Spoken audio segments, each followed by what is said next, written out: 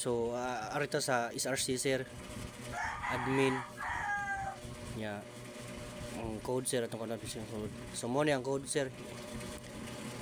Mo na ang code niya. Ang explanation sa code kay this code defines an admin dashboard page that runs in the browser and checks if the user is logged in by looking for a token. If no token is found, it redirects to the login page. When logged in, it fetches lists of users and products from the backend and displays them in tables. The admin can delete products with a confirmation prompt and log out, which clears the tokens and sends them back to the login page. So here's in the add to cart naman ang code niya. These codes create a shopping cart page that loads the current users cart items from local storage when the page opens. It calculates and shows the total price based on items quantities and lets the user update quantities or select items. Users can delete selected items from the cart or proceed to check out if they have selected something. If the user is not logged in, if ask them to log in first.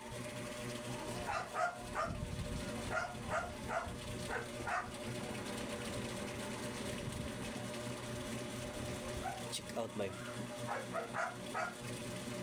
So here's in the checkout mo ang code.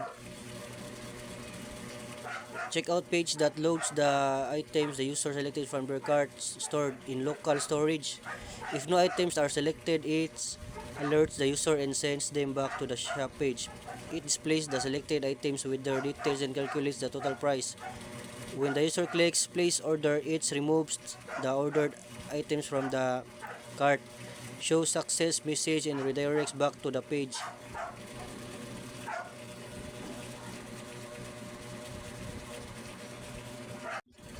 So sa login sir,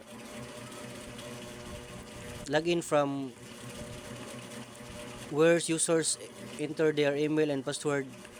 When submitted, it sends these credentials to an API endpoint, API/login via post request. If the login successful, it serves the user's information and token to local storage. The redirects the users either to an admin dashboard or a shop page depending on their user type.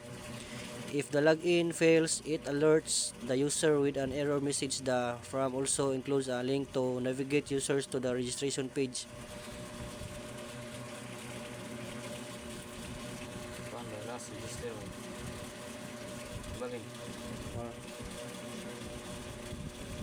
So muna ang kuhan sir ang sa registration nga code. This reaction ko renders a registration form with the fields or name, email, password, and password information. When the form is submitted, it sends the data on the API endpoint, API register, using access of if registration is successful, it alerts the user and redirects from the login page. If it fails, shows an error alert with the server message. There also a link that users switch to the login page already have an account.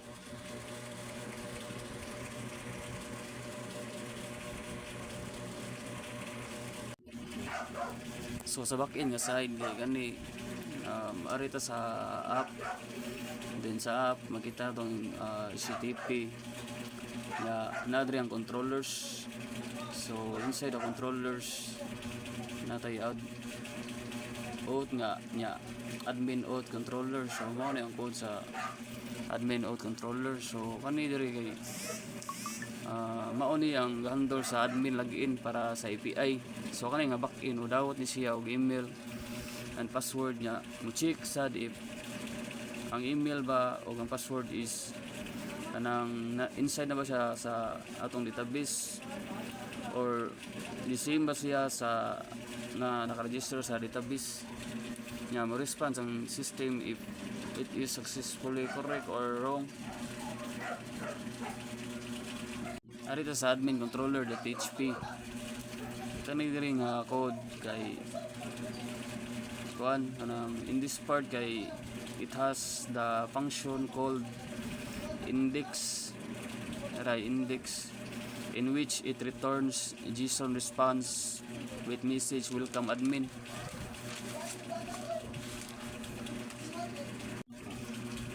Nya kaning saot controller kay kuan ni siya naghandle ni siya sa kuan sa login o registration kung ang admin is kung if kung ang user is kanang client or admin ba siya nya sa client controller kay it has a method called kuan index that return JSON response with the message welcome client. So sa client is yung site nya sa controller.php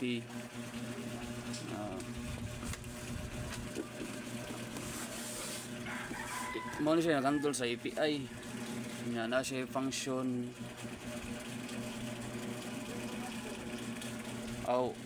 ari na sa product controller mo siya handle sa API na siya function index mo siya handle sa API na it returns a list of all product nya create new products using name description price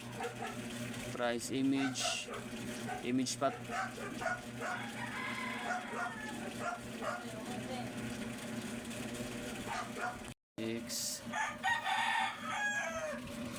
lagi nami. So mao ni kanang among dashboard sa user na tayo mga product maka-add to cart sila buy now na ikuan price quantity nya maka-update sila silang profile, ma-change sila ilang name, ilang email nya, save changes, natay log out nya ang ilang mga gipang add to cart kita na to panglitan kani nga user si normie nga yang di-add kay shampoo so mao ni nga now tay delete nya check out. So mao ni sa kuan user nga part so ato log out nya ato open ang sa admin nga site